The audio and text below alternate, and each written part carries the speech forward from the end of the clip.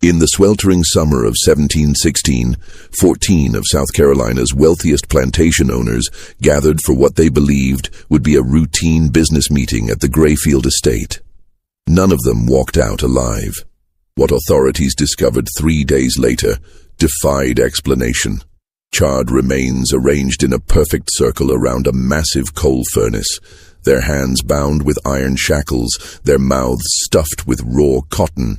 The only witness was a slave woman named Esperanza de Lima, found sitting calmly in the estate's kitchen, humming a Portuguese lullaby while methodically sharpening kitchen knives. When questioned, she spoke only one phrase in broken English: "Justice burns slower than coal, but burns complete." Colonial records of this incident were sealed by order of Governor Robert Johnson and remained buried in Charleston's archives for over 2 centuries. Tonight, we reveal the terrifying truth behind what became known as the Grayfield Massacre, a story of vengeance so methodical and brutal that it changed how the entire colony viewed their human property. Before we continue with the story of Esperanza de Lima and the night that shook colonial South Carolina to its core, I need you to do something for me. Hit that subscribe button and ring the notification bell, because stories like this one, buried by time and covered up by those in power, deserve to be told. And while you're at it, let me know in the comments what state you're listening from. Are there any dark historical secrets hiding in your own backyard? Now, let's step back to 1716 and discover how a woman who was considered nothing more than property orchestrated one of the most calculated acts of revenge in colonial American history. The story begins not with that horrific night, but 15 years earlier in the bustling port city of Charleston, South Carolina. The year was 1701. And the colony was experiencing unprecedented prosperity built on the backs of enslaved Africans who worked the rice plantations that stretched along the coastal lowlands. Among the most successful planters was Edmund Grayfield, a second-generation colonist whose family had carved out a 3,000-acre empire from the swamplands north of the Ashley River. Grayfield was a man of particular cruelty, even by the harsh standards of his time. Standing over 6 feet tall with pale blue eyes that seemed to look through people rather than at them, he had earned a reputation for breaking slaves both physically and mentally. His plantation, known as Grayfield Estate, was whispered about in the slave quarters throughout the region. It was said that slaves sent there either died within a year or emerged as hollow shells of their former selves. In September of 1701, a Portuguese slave ship called the Santa Maria arrived in Charleston Harbor carrying 180 souls from the coast of Angola. Among them was a young woman, perhaps 20 years old, who would be given the name Esperanza de Lima by her new owner. What made her different from the other slaves was not immediately apparent to the white colonists who inspected her like livestock at the market. She was of average height and build, with intelligent dark eyes and intricate tribal scarification on her shoulders that told the story of her royal lineage, a story that would remain unknown to her captors. What they didn't know was that Esperanza had been the daughter of a powerful village chief, trained from childhood in the arts of strategy, negotiation, and what colonial minds would have dismissed as witchcraft, but was actually a sophisticated understanding of herbs, poisons, and human psychology. She had witnessed the Portuguese raiders burn her village, murder her father, and enslave her people. In her mind, every white face she encountered was connected to that original sin. Edmund Grayfield purchased her for £42, a considerable sum that reflected her apparent health and young age. He had specific plans for his new acquisition. Grayfield's previous house slave, an older woman named Sarah, had recently died under mysterious circumstances, though everyone on the plantation knew she had been beaten to death for spilling wine on his imported English carpet. From her first day at Grayfield Estate, Esperanza began what would become a 15-year campaign of careful observation and meticulous planning. She learned English quickly, but pretended to understand far less than she actually did. She watched, she listened, she remembered every slight, every cruelty, every name mentioned in hushed conversations among the plantation elite. The Grayfield estate was more than just a home. It was the unofficial meeting place for what the planters called the Rice Council, a group of 14 plantation owners who controlled the colony's agricultural policies and, by extension, its political future. These men met monthly to discuss rice prices, slave regulations, and how to maximize their profits while minimizing colonial oversight from London. They saw themselves as kings of their own domains, answerable to no earthly authority.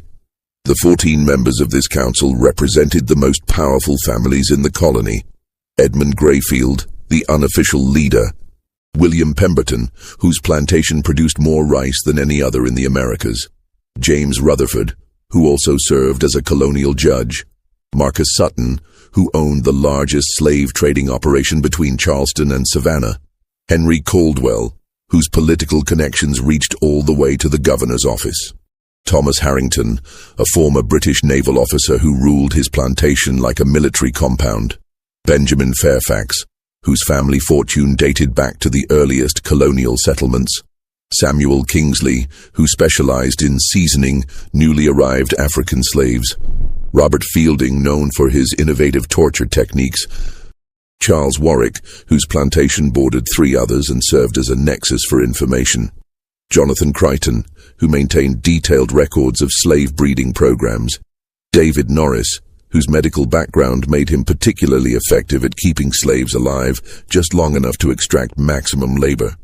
Alexander Hartwell, whose plantation served as a prison for runaway slaves from across the region. And finally, George Baxter, the youngest member at 35, whose enthusiasm for violence had earned him rapid acceptance into this exclusive circle. These were not simply cruel men. They were systematically evil, treating human beings as nothing more than agricultural equipment to be used, repaired, and discarded as economics dictated. They shared techniques for breaking rebellious spirits, compared notes on optimal caloric intake to maximize work output while minimizing costs, and boasted about their most creative punishments during their monthly gatherings. Esperanza served at these meetings for 15 years, moving silently around the dining room like a shadow, refilling glasses and clearing plates while these men discussed their human property like cattle. She heard them laugh about families they had separated, debate the merits of whipping versus branding, and plan expansions of their operations that would require the importation of hundreds more slaves. But what truly set Esperanza's plan in motion was not just the general cruelty of slavery. It was something far more specific and personal. In the spring of 1715, everything changed for Esperanza de Lima. After 14 years of silent servitude, she had done something that plantation owners considered impossible. She had maintained her humanity while living in hell. More than that, she had found love. His name was Kwame, though the plantation records listed him simply as Boy Tom. He had been born on the Rutherford plantation in 1693, making him 22 years old when he caught Esperanza's attention. Kwame possessed a rare combination of physical strength and intellectual curiosity that had somehow survived the brutal seasoning process that broke most slaves within their first year. He could read, a skill he had learned in secret from a sympathetic overseer who had since died, and he had been secretly teaching other slaves basic letters and numbers during the brief rest periods on Sundays. Kwame and Esperanza began meeting in secret, initially sharing information about the movements and plans of their owners. Their relationship deepened slowly, carefully, with the patience of people who understood that discovery would mean death. They communicated through a system of songs and gestures that appeared to be nothing more than typical slave behavior to white observers, but carried detailed messages about escape routes, friendly contacts, and opportunities for resistance. By late 1715, they had developed what was perhaps the most sophisticated intelligence network in colonial South Carolina. Esperanza used her position at the Rice Council meetings to gather information about patrol schedules, legal changes, and plantation vulnerabilities. While Kwame used his work assignments, he was frequently loaned out to other plantations for heavy labor to establish contacts throughout the region. They were planning something unprecedented. Not a simple escape attempt that would affect only themselves, but a coordinated uprising that could potentially free hundreds of slaves across multiple plantations. They had identified sympathetic whites, mapped out safe houses, and even established contact with free black communities in Spanish Florida who could provide sanctuary for escaped slaves. But their careful planning was undone by simple human emotion. On March 15, 1716, Edmund Greyfield announced at the monthly Rice Council meeting that he had decided to expand his breeding program. He had identified several prime specimens among his female slaves who would be paired with males from other plantations to produce what he called superior working stock. The program would begin immediately, with selected females being moved to a separate compound where they would be monitored constantly to ensure successful pregnancies. Esperanza's name was at the top of his list. When she overheard this conversation while serving wine to the council members, her face remained impassive, but something fundamental shifted inside her. She had survived 15 years of slavery by maintaining hope. Hope for freedom, hope for revenge, hope for a future where she could live as a human being rather than property. Now Greyfield was planning to reduce her to nothing more than a breeding animal. That night, she met Kwame at their usual spot, a fallen cypress tree deep in the plantation's rice fields, where the sound of their voices would be masked by the chorus of insects and nightbirds. She told him about Greyfield's plan, and they both understood what it meant.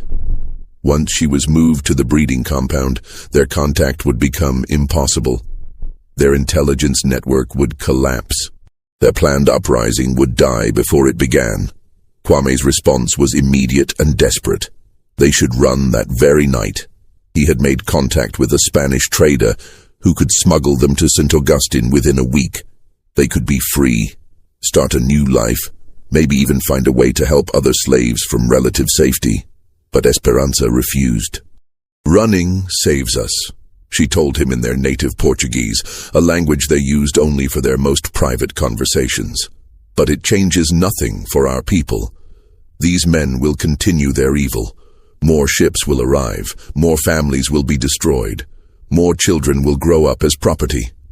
She had spent 15 years watching these 14 men make decisions that affected thousands of lives with casual cruelty.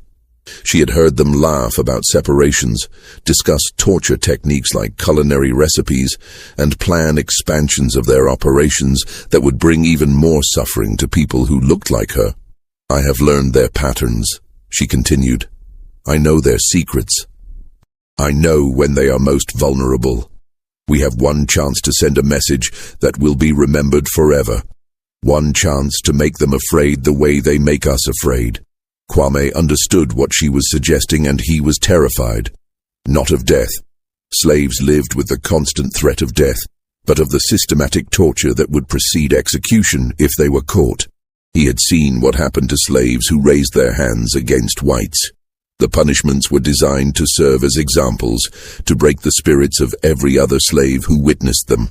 But he also understood that Esperanza was right. Their planned escape would save 2 lives while leaving the system intact. Her alternative was unthinkably dangerous, but it offered the possibility of something greater, a blow against slavery itself that might inspire others, or at least make slave owners think twice about their casual cruelty.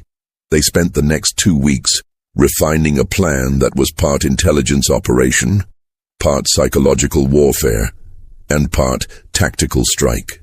Esperanza would use her access to the monthly Rice Council meeting to create an opportunity for devastating retaliation. Kwame would handle logistics, acquiring materials, establishing alibis for sympathetic slaves, and creating contingency plans for various scenarios. What they developed was perhaps the most sophisticated act of slave resistance in colonial American history, and it all centered on a simple fact that Esperanza had observed over 15 years of service. The Rice Council members were so confident in their absolute power that they had become careless about their personal security.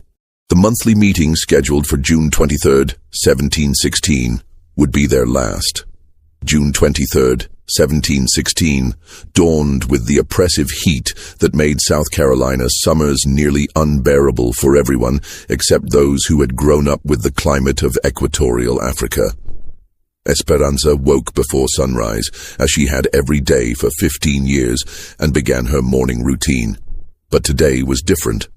Today was the culmination of 15 years of careful observation, meticulous planning, and suppressed rage.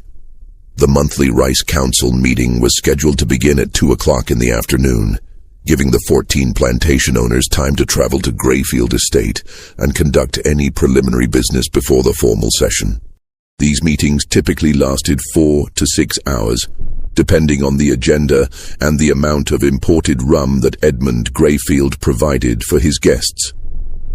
Esperanza had spent weeks studying the patterns of previous meetings, noting everything from seating arrangements to bathroom breaks to the timing of various agenda items. She knew that Marcus Sutton always arrived early to conduct private business with Grayfield. She knew that Benjamin Fairfax had a weak bladder and would excuse himself approximately every 90 minutes.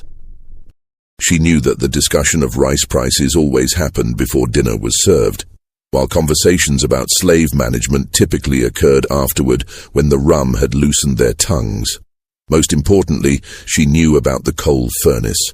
Grayfield Estate had been built in 1695, with a massive kitchen designed to feed not only the main house, but also the various overseers, craftsmen, and domestic slaves who lived on the property. The centerpiece of this kitchen was an enormous coal-burning furnace that had been imported from Britain at considerable expense. Unlike the wood-burning fireplaces found in most colonial homes, this furnace could maintain extremely high temperatures for extended periods, making it ideal for large-scale cooking operations. The furnace stood nearly 8 feet tall and 4 feet square, built of imported fire brick and surrounded by iron fixtures for hanging pots, supporting spits, and regulating airflow. When fully stoked with coal, it could reach temperatures exceeding 2,000 degrees Fahrenheit, hot enough to melt copper and silver.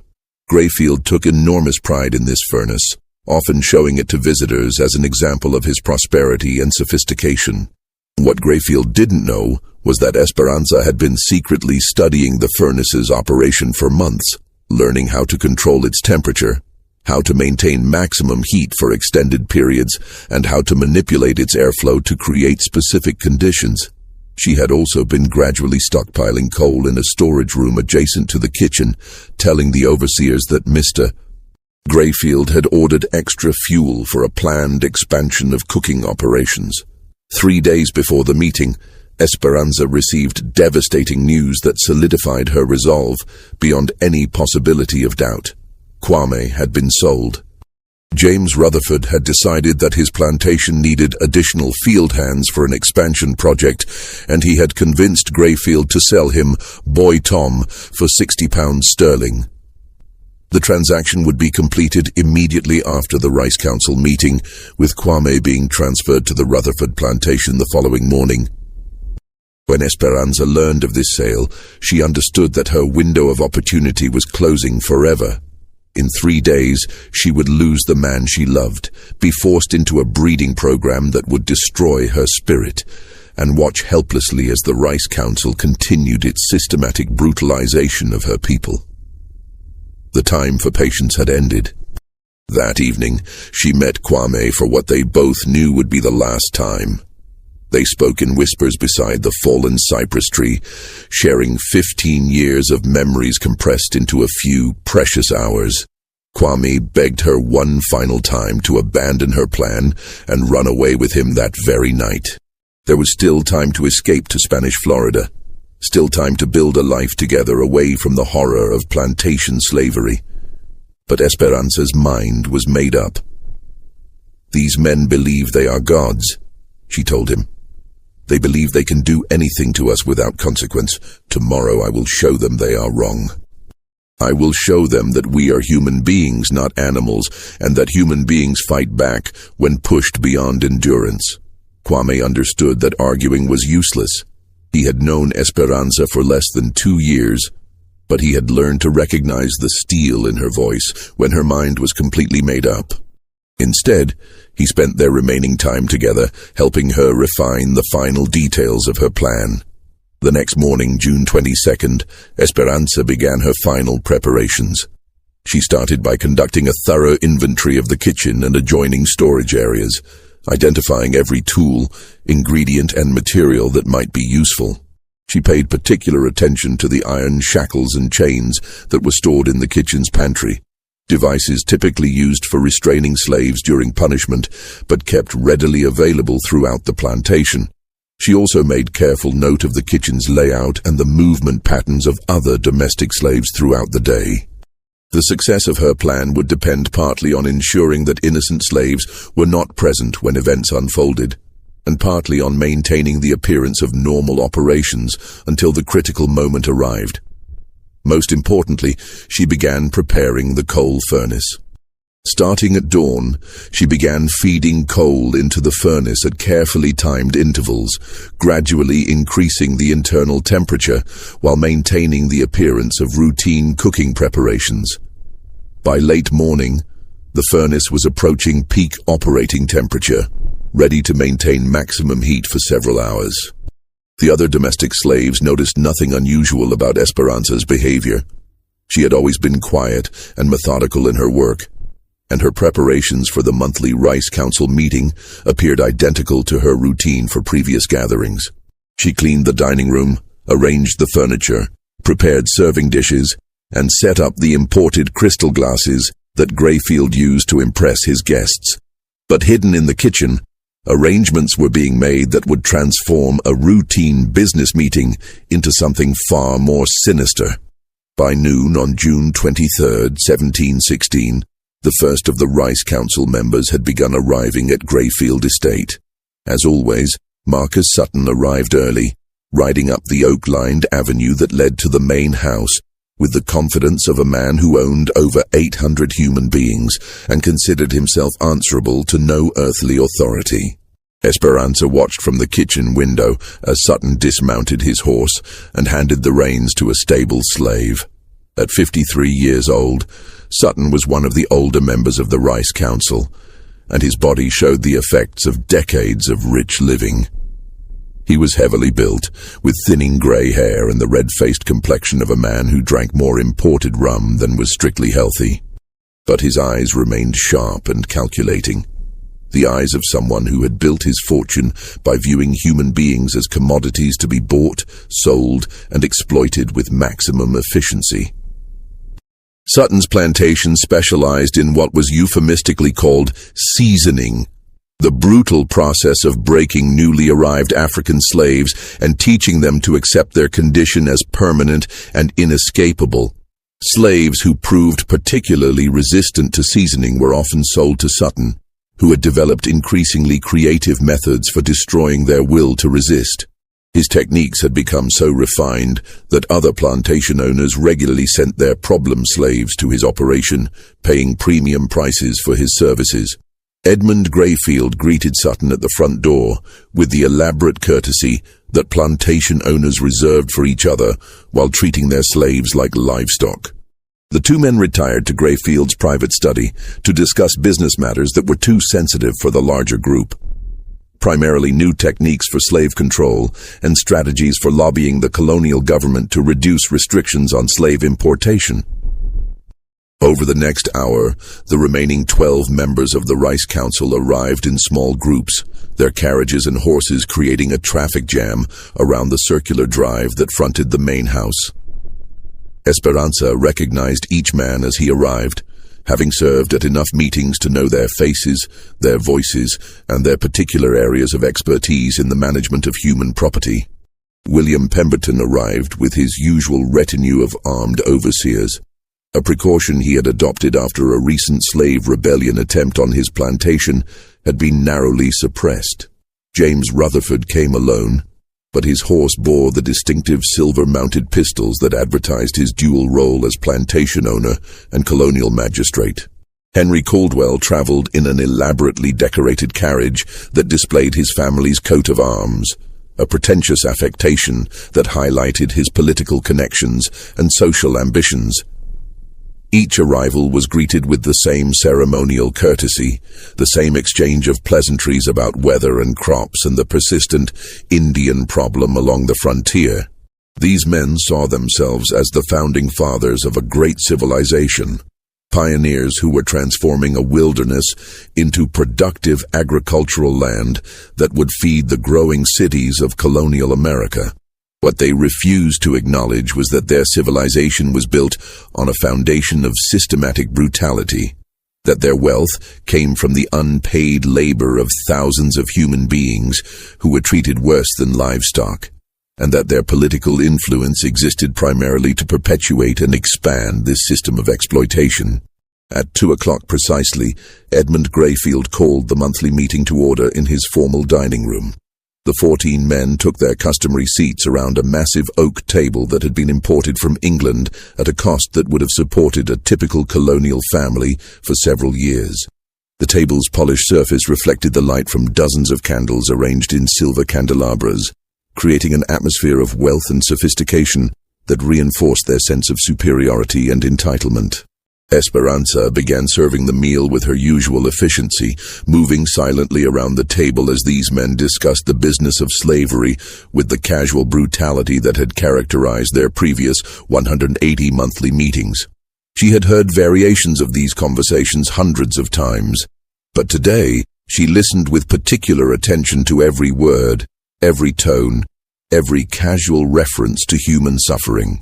The agenda began, as always, with a discussion of rice prices in the Charleston market and strategies for maximizing profits in the coming harvest season.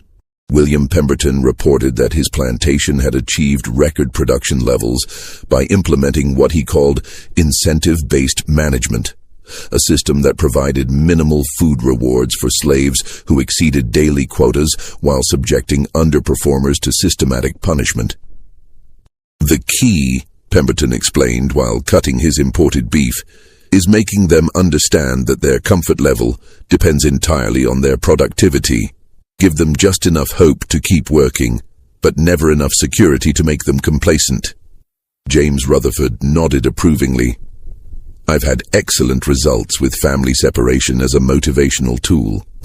Nothing makes a field hand work harder than knowing that his wife and children are being held at a different location, and that reunion depends on consistent performance. The conversation continued in this vein for nearly an hour, with each member sharing techniques for extracting maximum labor from their human property while minimizing expenses for food, housing, and medical care. They discussed breeding programs with the same clinical detachment that cattle ranchers used when planning livestock improvements. They compared notes on punishment techniques with the enthusiasm of craftsmen sharing professional secrets. Esperanza refilled wine glasses and cleared plates while these men celebrated their latest innovations in human degradation. She maintained her usual expression of blank subservience, but inside her mind she was making final mental notes about each man's position, each man's habits, and each man's potential for resistance when the time came. As the formal agenda concluded and the conversation became more informal, the men began sharing stories that revealed the true depths of their cruelty. Marcus Sutton described a new torture device he had imported from the Caribbean, a metal cage barely large enough for a human body that was suspended in full sunlight and could literally cook rebellious slaves to death over a period of several days. Samuel Kingsley boasted about his latest breeding experiment, which involved forcibly pairing selected slaves to produce what he hoped would be a new generation of larger, stronger field hands. But it was George Baxter, the youngest member of the council, who provided the final catalyst for what was about to unfold. "Gentlemen," Baxter announced as Esperanza poured brandy for the post-dinner drinks, "I have exciting news about a new business opportunity. The Spanish are paying premium prices for experienced slaves in their South American territories. I'm proposing that we pool our resources to purchase a large ship and begin systematic exportation of our older, less productive stock. The room erupted in enthusiastic discussion as the 14 men began calculating the potential profits from selling their human property to Spanish colonies, where working conditions were even more brutal than those in South Carolina. They debated logistics, discussed political connections who could facilitate the necessary permits, and estimated how many slaves they could export while maintaining adequate labor forces for their plantations. As Esperanza listened to these men plan the destruction of even more lives, she felt something inside her snap. For 15 years she had maintained her sanity by telling herself that their cruelty had limits, that even these evil men would eventually recognize some boundaries of human decency. But there were no limits. There were no boundaries. Their capacity for causing suffering was constrained only by economic considerations and their own imagination.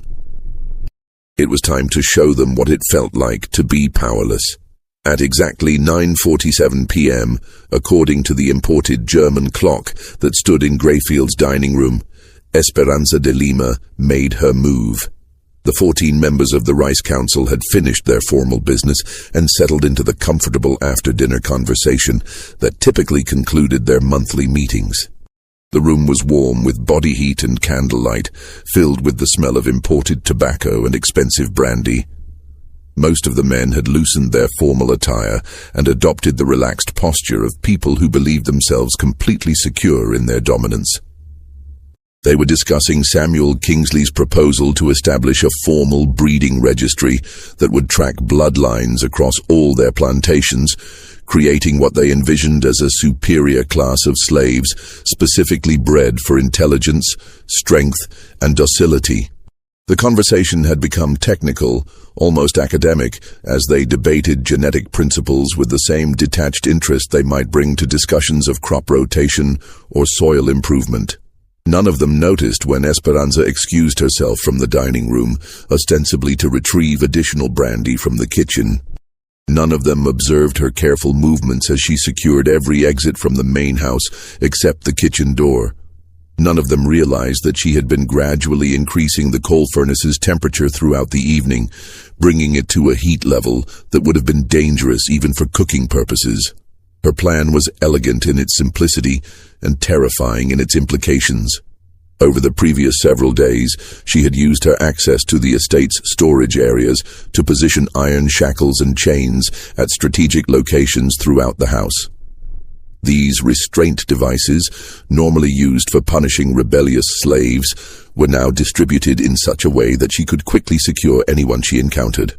She had also prepared a special mixture based on knowledge passed down from her grandmother, a combination of local herbs that could render someone unconscious within minutes if absorbed through food or drink. This mixture had been carefully added to the brandy decanter that she had been serving throughout the evening.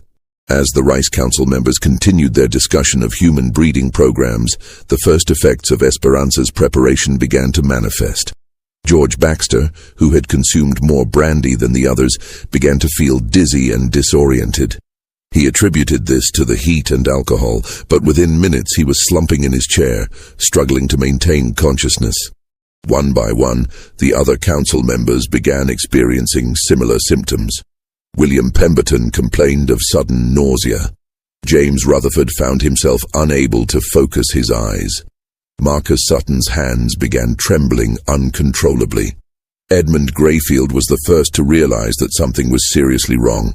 "Gentlemen," he said, his voice already slurring slightly, "I believe we may have been... someone has..." But before he could complete the thought, his legs gave way and he collapsed onto the imported Persian carpet that had cost him more than most colonists earned in a year. Within 20 minutes, all 14 members of the Rice Council were unconscious. Esperanza worked with methodical efficiency, using rope and iron shackles to secure each man's hands and feet.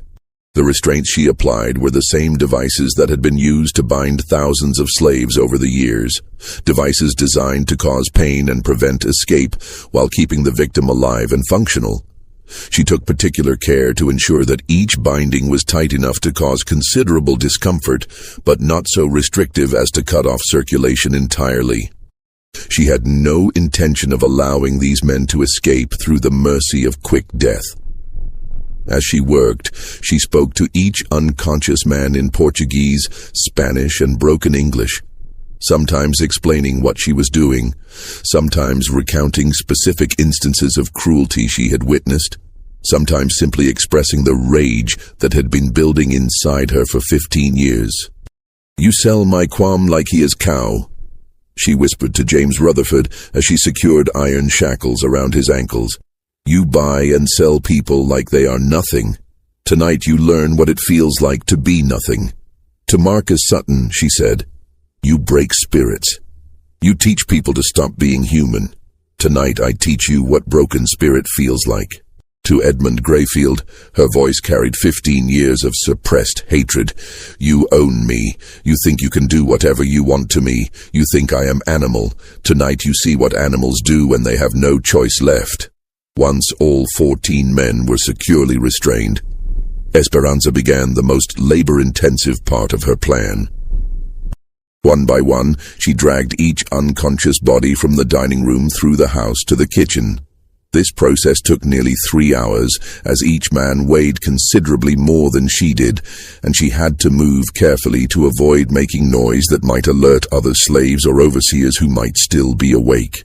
By 2 a.m., all 14 members of the Rice Council were arranged in a circle around the massive coal furnace, their feet pointing toward the center, their hands secured behind their backs with iron shackles, their mouths stuffed with raw cotton to prevent them from calling for help when they regained consciousness.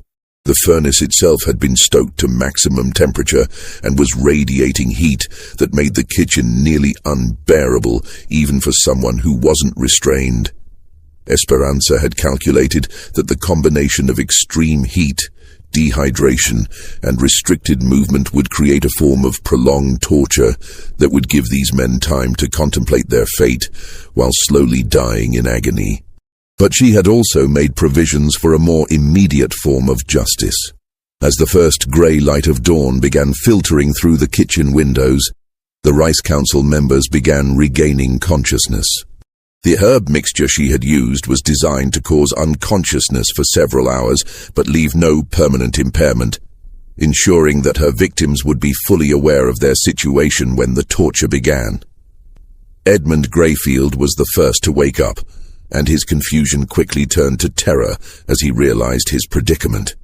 He was lying on the stone floor of his own kitchen, bound hand and foot with iron shackles, unable to speak because of the cotton stuffed in his mouth, and surrounded by the other members of his council in similar condition.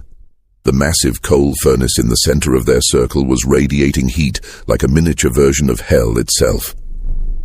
As the other men regained consciousness, the kitchen filled with the sound of muffled screams and desperate struggles against unbreakable restraints. They were experiencing, for the first time in their lives, the absolute helplessness that they had inflicted on thousands of other human beings. Esperanza sat calmly in a corner of the kitchen, methodically sharpening the carving knives she used for food preparation. She had positioned herself so that each man could see her clearly, and she maintained eye contact with each of them as they fully grasped the hopelessness of their situation. "Good morning, gentlemen," she said in clear English, far better English than she had ever spoken in their presence before. "I hope you rested well.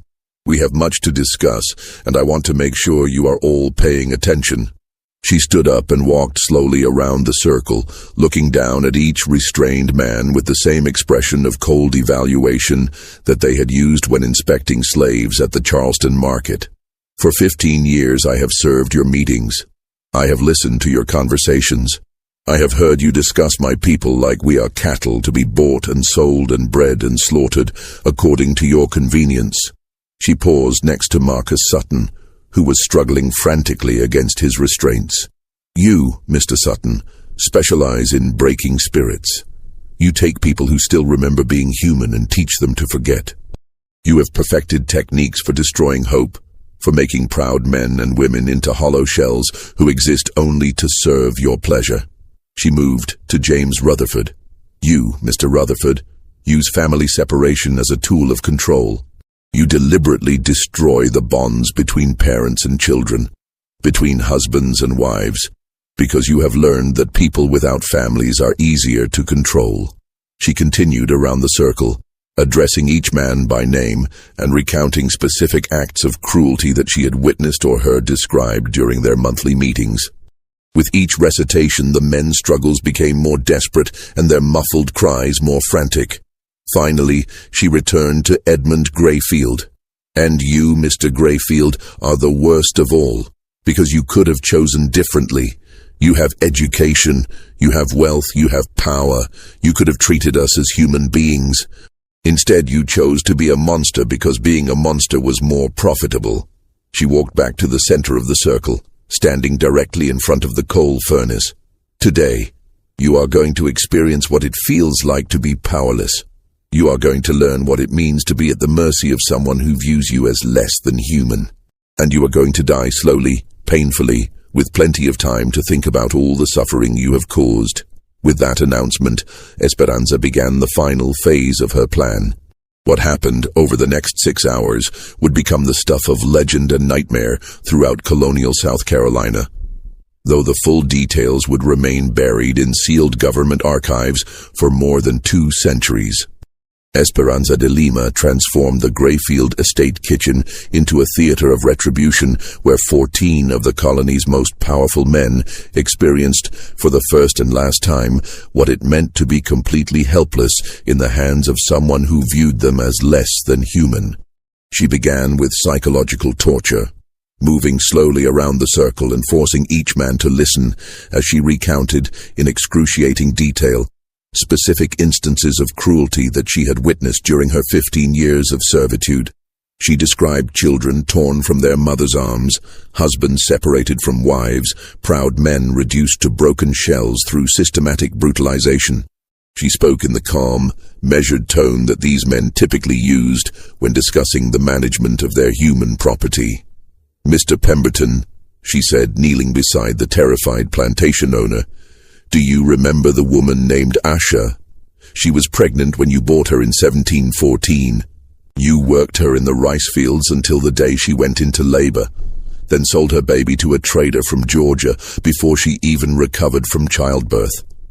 She cried for 3 days straight.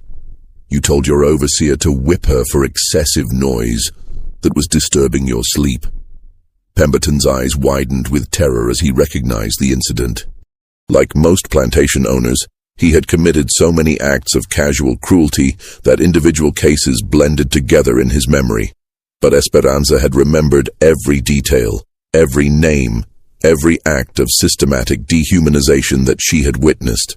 She moved to Charles Warwick. "You enjoy watching punishments, Mr. Warwick. You attend whippings like other men attend horse races. Last spring, you paid Mr. Grayfield $5 to let you personally administer 50 lashes to a man who had tried to run away. You took your time, spacing the strokes so he would remain conscious for the entire punishment. You smiled the whole time."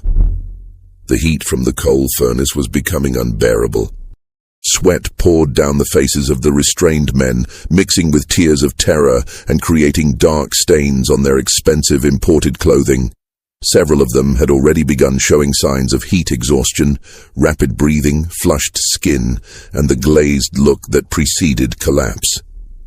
But Esperanza was not finished with the psychological portion of her retribution. She retrieved a leather-bound ledger from Edmund Grayfield's study, the same book where he recorded the purchase, sale, and breeding of his human property.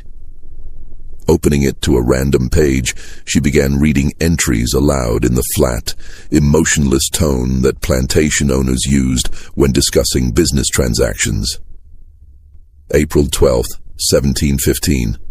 Sold boy named Caesar, age 14, to Rutherford Plantation for breeding purposes. £45 sterling. Note: mother became unmanageable after separation. Recommend immediate sale or disposal. She turned the page. June 3rd, 1715. Female named Rebecca died in childbirth. Child survived. Estimated loss, £20 sterling. Note: implement better nutrition program for breeding females to reduce mortality rates. Page after page, she read the clinical documentation of human suffering, families destroyed, children sold, men and women reduced to monetary calculations in a businessman's ledger. Each entry represented someone's life, someone's family, someone's dreams crushed under the weight of systematic exploitation. The psychological torture continued for 2 hours, with Esperanza forcing each man to confront the full scope of his crimes against humanity. She had an extraordinary memory for detail, enhanced by 15 years of careful attention to their conversations. She could recall specific dates, individual names, particular acts of cruelty that each man had committed or ordered.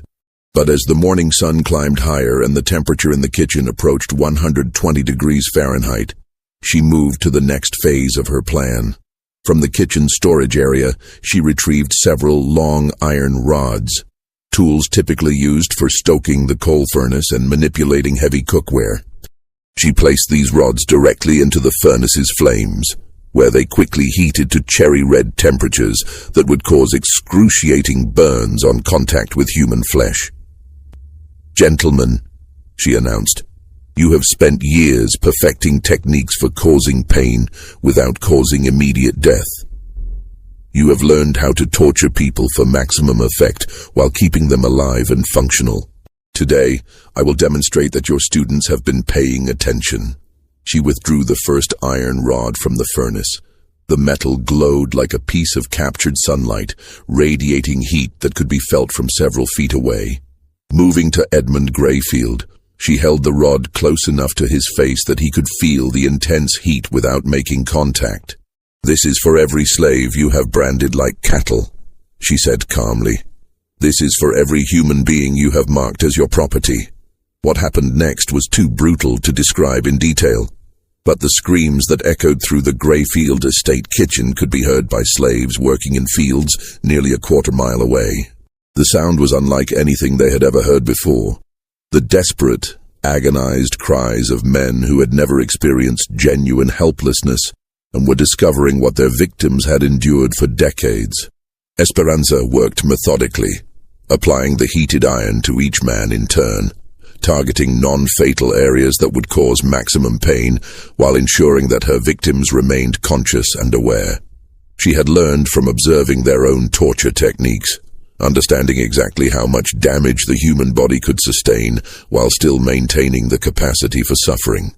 Between applications of the heated iron, she continued her psychological assault, describing in detail how each man's plantation would be inherited by relatives who might or might not continue their cruel practices. She talked about their children, wondering aloud whether the next generation would prove as evil as their fathers or might develop some capacity for human compassion. "Your son, William," she said to Marcus Sutton as he writhed in agony. "He is only 16 years old. Maybe there is still time for him to become a better man than his father. Maybe when he learns what happened to you, he will decide that treating people as property is too dangerous." The psychological impact was as devastating as the physical torture. These men had built their entire identity around the belief that they were superior beings, natural masters, who had the right to control and exploit other human beings. Esperanza was systematically destroying that identity, forcing them to experience themselves as victims, as objects to be manipulated by someone else's will. As the afternoon heat combined with the furnace's radiation to push the kitchen temperature above 130 degrees, several of the men began showing signs of severe heat stroke. Their skin turned red and dry, their breathing became rapid and shallow, and their struggles against the restraints became weaker and more desperate. But Esperanza had planned for this contingency. She had no intention of allowing them to escape through unconsciousness or heat-induced delirium. Using techniques learned from her grandmother, she applied wet cloths to their foreheads and forced small amounts of water into their mouths, keeping them conscious and aware while their bodies slowly cooked in the superheated air. "You must stay awake," she told them. "You must remain alert. Death is a mercy, and you have not earned mercy yet." The torture continued through the hottest part of the afternoon, with Esperanza maintaining the furnace at maximum temperature, while systematically applying heated iron rods to each man's body. She targeted hands, feet, and faces, areas that would cause excruciating pain while remaining visible as permanent reminders of their experience. But perhaps the most devastating aspect of the entire ordeal was not the physical suffering, but the complete reversal of power relationships that it represented. For the first time in their lives, these 14 men were experiencing what their slaves endured every day. The knowledge that another human being had complete control over their bodies, their comfort, their very survival. They were learning what it meant to be property. As evening approached and shadows began falling across the kitchen floor, Esperanza prepared for the final act of her carefully orchestrated revenge. The coal furnace had been burning at maximum temperature for nearly 18 hours, creating a heat level that was literally unbearable for sustained human exposure. She began dragging the semi-conscious men closer to the furnace, positioning them so that the intense heat would slowly cook their bodies while keeping them alive long enough to fully appreciate their fate. It was a technique she had heard Marcus Sutton describe during one of the Rice Council meetings, a method he used for punishing slaves who attempted escape. "This is how you killed Thomas," she told Sutton as she positioned his body within 3 feet of the glowing coals. "Remember Thomas? The young man who tried to run away last summer. You put him in a metal cage in direct sunlight and let him cook slowly over 3 days. He begged for water, he begged for shade, he begged for death. You ignored all his pleas because you wanted other slaves to witness his suffering." One by one, she arranged all 14 men in positions where the furnace's radiant heat would slowly kill them while leaving them conscious long enough to contemplate their crimes. The psychological impact was as important to her as the physical destruction. She wanted them to understand, with perfect clarity, that they were dying because of choices they had made, actions they had taken, and lives they had destroyed. As the sun set on June 24, 1716, the kitchen of Greyfield Estate contained 14 dying men who were experiencing, for the first and last time, what it felt like to be completely powerless in the hands of someone who viewed them as less than human. The screaming had stopped several hours earlier, replaced by the weaker sounds of men whose vocal cords had been damaged by prolonged crying. The kitchen filled with the smell of burning flesh and the sound of labored breathing as 14 of Colonial South Carolina's most powerful citizens slowly roasted to death beside the same furnace they had used to prepare meals served by the people they had enslaved. Esperanza sat in her corner, still methodically sharpening kitchen knives, humming the Portuguese lullaby that her mother had sung to her in the village that Portuguese raiders had destroyed 20 years earlier. She was no longer looking at the dying men, but her ears remained alert to their breathing, ensuring that none of them escaped into unconsciousness before experiencing the full measure of justice she had planned. As midnight approached, the last of the Rice Council members finally succumbed to the combination of heat, dehydration, and burns that had been slowly killing them throughout the day. Edmund Greyfield was the final survivor, his constitution strengthened by years of rich living and medical care that had never been available to his slaves. His last coherent words, spoken in a whisper barely audible above the sound of burning coal, were a pathetic attempt at bargaining. "Please, I can give you money, freedom, whatever you want." Esperanza looked at him with the same expression of mild interest that he had used when inspecting slaves at the Charleston market. "I want you to die knowing that you were wrong," she replied calmly. "You are not superior. You are not chosen by God. You are not a natural master. You are just a man who chose to be evil, and now you are paying the price for that choice." Those were the last words that Edmund Greyfield heard before the heat and dehydration finally claimed his life. Dawn broke on June 25, 1716, revealing a scene that would haunt the survivors for the rest of their lives. When the other plantation slaves began their morning routines, they discovered 14 charred corpses arranged in a perfect circle around the massive coal furnace in the Greyfield Estate kitchen. The bodies were barely recognizable as human, reduced to blackened shells by 18 hours of exposure to extreme heat. Esperanza de Lima was found sitting calmly at the kitchen table, methodically sharpening carving knives while humming a haunting melody that none of the other slaves recognized.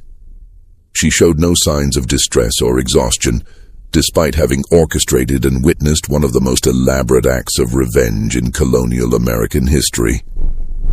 When the plantation's white overseers arrived to investigate, they found a scene that defied their understanding of the natural order.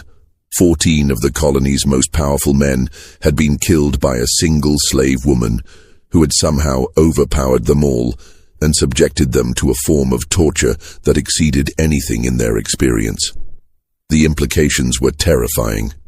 If one slave could accomplish this level of devastation against multiple plantation owners, what might happen if slaves began organizing more sophisticated forms of resistance?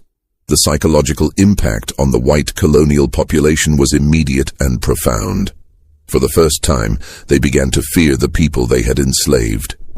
Word of the massacre spread throughout the colony within days, carried by riders who had been dispatched to inform the victims' families and business associates. But the colonial authorities faced a serious dilemma in deciding how to respond to the incident.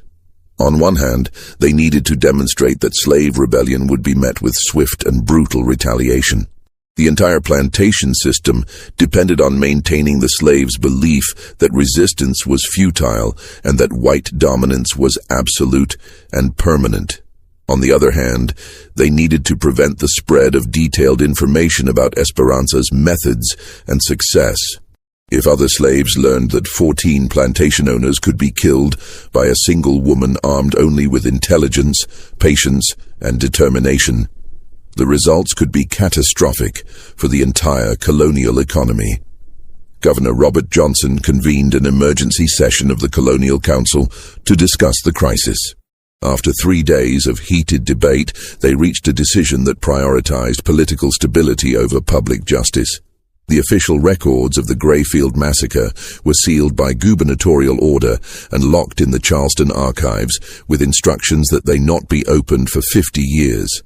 The families of the victims were informed that their relatives had died in a tragic fire that had consumed the Grayfield estate kitchen during a business meeting. No mention was made of Esperanza's role in their deaths. Esperanza herself presented a more complex problem. Executing her publicly would require explaining her crimes, which would spread exactly the kind of information that the colonial government wanted to suppress. But allowing her to live would send the message that slave rebellion could succeed without consequences. The solution they devised was as cruel as it was politically expedient.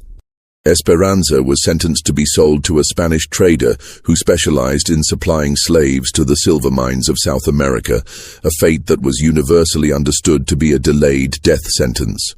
The working conditions in the Spanish mines were so brutal that slaves typically survived less than 2 years before succumbing to exhaustion, disease, or accidents. But even this sentence carried risks. If Esperanza managed to survive long enough to share her story with other slaves, she could become a symbol of successful resistance that might inspire additional rebellions. The colonial authorities solved this problem by ensuring that Esperanza would never reach the Spanish mines alive. On July 15, 1716, exactly 3 weeks after the Grayfield Massacre, Esperanza de Lima was loaded onto a Spanish trading vessel called the Santa Isabella that was bound for Cartagena. The ship's captain had been secretly instructed to ensure that she did not survive the voyage, but to make her death appear accidental.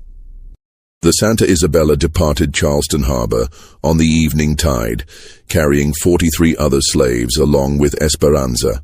According to the ship's official log, she died of fever on the 3rd day of the voyage and was buried at sea according to standard maritime practice. But there were rumors.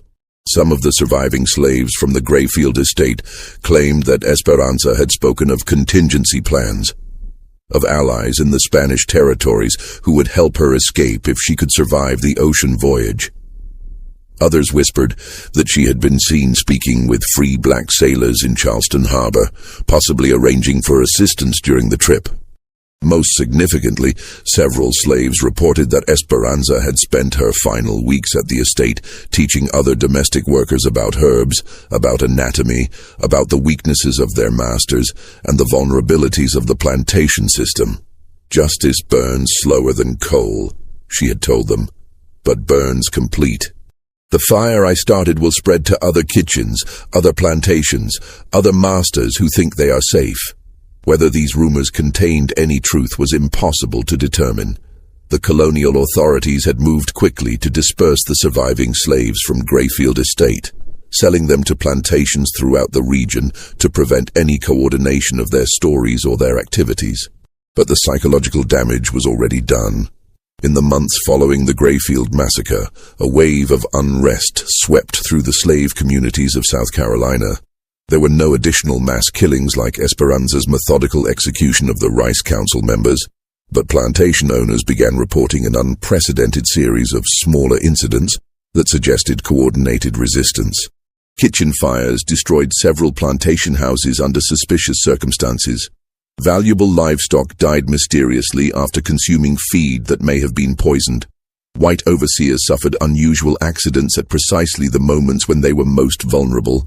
Tools and weapons disappeared from storage areas, only to be found days later in locations that suggested slave involvement. Most disturbing to the colonial authorities, slaves began demonstrating knowledge of their owners' personal habits, business arrangements, and family relationships that went far beyond what their duties should have provided. It was as if an intelligence network had developed throughout the plantation system, with information flowing freely between properties that had previously been isolated from each other. The psychological impact on the white colonial population was profound and lasting. Plantation owners, who had previously moved through their properties with casual confidence, now traveled with armed escorts and avoided predictable routines. The monthly meetings that had been a cornerstone of the Rice Council's coordination were suspended indefinitely, as no one wanted to gather in large groups that might present attractive targets for revenge. Some plantation owners began modifying their treatment of slaves, not out of moral awakening, but from practical fear. If slaves were capable of the kind of sophisticated planning and execution that Esperanza had demonstrated, then maintaining their loyalty through slightly better treatment might be a wise investment in personal security. But other owners moved in the opposite direction, implementing even harsher controls and punishments in an attempt to terrorize their slaves into submission. These plantations experienced higher rates of escape attempts, work slowdowns, and mysterious accidents that suggested their strategies were backfiring. The colonial government responded by implementing new laws that restricted slave movement, prohibited gatherings of more than 3 slaves without white supervision, and mandated harsh penalties for any slave caught with weapons or tools that could be used as weapons. But these laws were difficult to enforce across the scattered plantation system, and they may have actually encouraged more sophisticated forms of resistance by driving slave organization underground. Perhaps most significantly, the story of Esperanza de Lima began circulating through the network of free black communities, underground railroad stations, and sympathetic white abolitionists who were beginning to organize opposition to slavery. Her name became a symbol of resistance that inspired other acts of rebellion throughout the American colonies.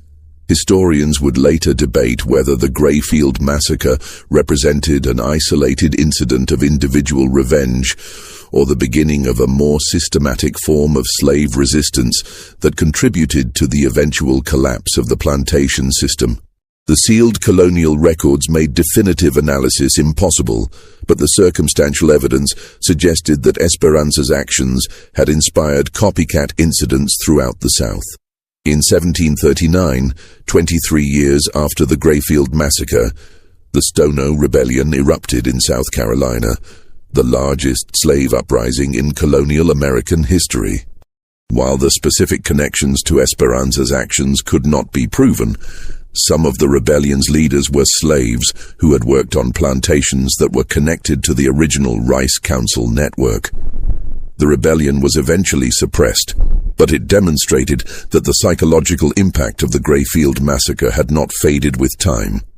Slaves throughout the region had learned that their masters were not invulnerable, that careful planning could overcome superior numbers and weapons, and that acts of resistance could succeed even against seemingly impossible odds.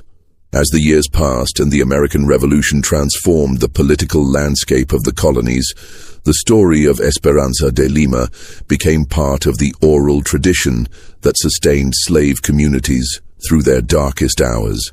Parents told their children about the woman who had made 14 masters pay for their crimes. Young slaves learned that resistance was possible, that intelligence and patience could be more powerful than physical strength, and that justice might be delayed but would eventually arrive. The sealed records in Charleston's archives remained unopened for exactly 50 years as Governor Johnson had ordered.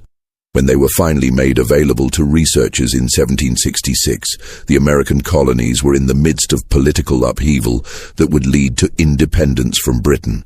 The story of the Grayfield Massacre was overshadowed by larger historical events, but it contributed to a growing awareness that the institution of slavery contained the seeds of its own destruction. By the time the United States Constitution was ratified in 1788, the plantation system that had seemed so permanent and invincible in 1716 was already showing signs of internal stress that would eventually tear the nation apart. The psychological impact of knowing that slaves could organize, plan, and execute sophisticated acts of resistance had fundamentally changed the relationship between master and slave. The masters were no longer confident in their absolute power. The slaves were no longer convinced of their absolute powerlessness. And in that shift of psychological balance lay the beginning of the end of American slavery. In the years that followed the Grayfield Massacre, whispers of the truth began to emerge from the most unexpected sources. A Spanish ship's clerk, writing in his private journal during a voyage to Cartagena in late 1716, recorded an extraordinary conversation with a Portuguese-speaking woman who had been secretly transferred from the Santa Isabella during a supply stop in Havana. According to the clerk's account, this woman spoke with remarkable intelligence about the plantation system in South Carolina, describing in precise detail the weaknesses and vulnerabilities of individual plantation owners throughout the colony. She claimed to have orchestrated what she called the first lesson, but suggested that it would not be the last. The fire that began in one kitchen, she reportedly told the clerk, will spread to many kitchens. The lessons I learned from watching masters at their evil work are now being taught to new students. Oh, whether this woman was truly Esperanza de Lima could never be confirmed, but colonial records from Spanish Florida began documenting the arrival of unusually well-informed escaped slaves who possessed detailed knowledge of plantation operations throughout the British territories. These refugees seemed to have access to an intelligence network that extended far beyond what individual escapees should have known. More disturbing to the colonial authorities, reports began filtering back from Spanish territories describing communities of former slaves who were actively supporting escape attempts and resistance activities in the British colonies. Letters intercepted by colonial officials contained detailed instructions for identifying sympathetic contacts, avoiding patrol routes, and exploiting the psychological vulnerabilities of plantation owners who had grown careless in their confidence. By 1720, just 4 years after the Grayfield Massacre, the colonial government was forced to acknowledge that slave resistance had evolved beyond individual escape attempts into something approaching organized warfare. Plantation owners throughout South Carolina began reporting coordinated incidents that suggested systematic planning and intelligence gathering. Kitchen fires destroyed several plantation houses under circumstances that defied natural explanation. Valuable livestock died mysteriously after consuming feed that appeared to have been deliberately poisoned. White overseers suffered fatal accidents at moments when they were most isolated and vulnerable. Most unsettling of all, slaves began demonstrating knowledge of their masters' personal habits, business relationships, and family secrets that went far beyond what their assigned duties should have revealed. It was as if an invisible network had developed throughout the plantation system, with information flowing freely between properties that had previously been isolated from each other. The psychological transformation was profound and lasting. Plantation owners who had moved through their properties with casual arrogance now traveled with armed escorts and avoided predictable routines. The monthly gatherings that had been central to the Rice Council's coordination were permanently suspended, as no one wanted to present an attractive target for coordinated revenge. Some masters began modifying their treatment of slaves, not from moral awakening, but from practical terror. If their human property was capable of the sophisticated planning and execution that had destroyed the Rice Council, then maintaining loyalty through slightly better conditions might be a wise investment in personal survival. But other plantation owners responded with increased brutality, implementing harsher punishments and more restrictive controls in desperate attempts to terrorize their slaves into absolute submission. These plantations experienced higher rates of mysterious accidents, work slowdowns, and escape attempts that suggested their strategies were having the opposite effect. The colonial government imposed new laws restricting slave movement, prohibiting gatherings, and mandating severe penalties for any slave found with potential weapons. But these regulations were difficult to enforce across the scattered plantation system, and they may have actually encouraged more sophisticated forms of underground organization. As the decades passed, the story of Esperanza de Lima became woven into the fabric of slave resistance throughout the American colonies. Parents whispered to their children about the woman who had made 14 masters pay for their cruelty. Young slaves learned that their masters were not invulnerable, that careful planning could overcome superior numbers and weapons, and that justice might be delayed but would eventually arrive. The sealed records in Charleston's archives remained locked away, as Governor Johnson had ordered, but the truth had already escaped through other channels. Every slave community knew the essential facts.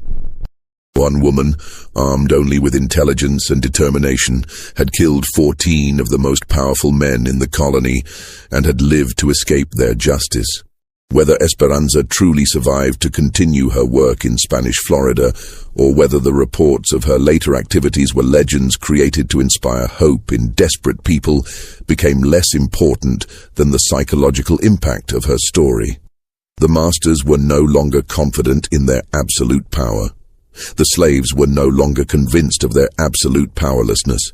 And in that fundamental shift of psychological balance lay the seeds of everything that would follow: the growing resistance movements, the underground railroad networks, the persistent rebellions that would eventually contribute to the destruction of the entire plantation system. The kitchen at Grayfield Estate stood empty for 66 years after that night of reckoning, gradually falling into ruin as subsequent owners found the building impossible to staff. Local slaves refused to work in the room where Esperanza had demonstrated what happened to masters who pushed their human property beyond endurance. Eventually, the entire structure was demolished and the land left to return to wilderness. But the lesson remained, passed down through generations of enslaved families who understood that those who choose to treat other human beings as property do so at their own peril. Property can think. Property can plan. Property can remember everything. And sometimes, when pushed beyond the limits of human endurance, property fights back. Justice burns slower than coal, but it burns complete. What do you think of this story? Do you believe everything was revealed, or are there still secrets buried in the archives of our nation's dark history? Leave your comment below and share your thoughts about this remarkable tale of resistance and revenge. If you enjoyed this journey into America's hidden past and want more stories that reveal the truth behind official histories, subscribe to our channel, hit the notification bell, and share this video with someone who appreciates the power of untold stories. History is written by the victors, but sometimes the voices of the victims find a way to be heard across the centuries. See you in the next video, where we'll continue exploring the dark secrets that shaped our nation.